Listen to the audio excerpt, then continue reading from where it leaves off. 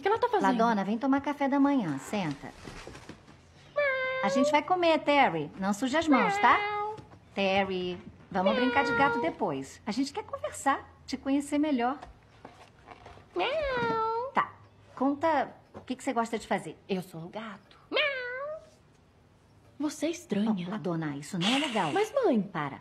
Você acha mesmo que é um gato? Você não é um gato, é uma menina. Ela tá fingindo que é um gato. Dona, Oi?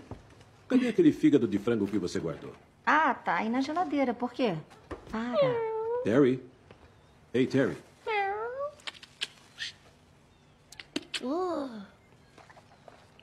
Vem cá, bichinho. Prontinho. Seu café da manhã. Ela não vai. Os gatos daqui costumam comer fígado de frango, camundongos e coisas assim.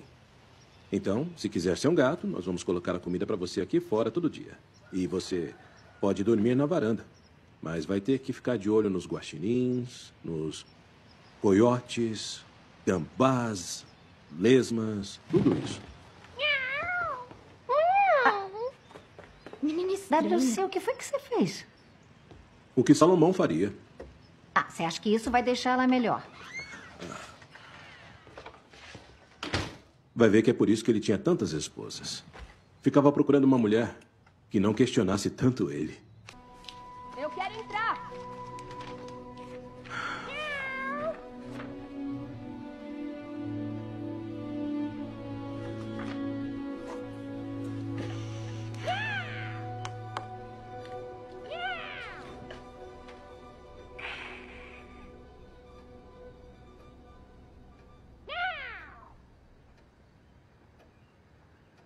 Eu vou ligar pra Susan.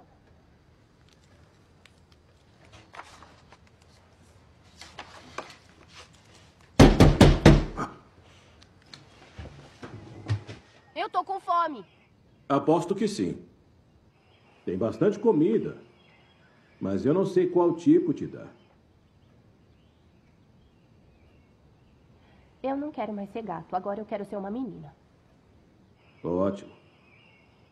Já tem gato suficiente por aqui. Nós precisamos de mais meninas.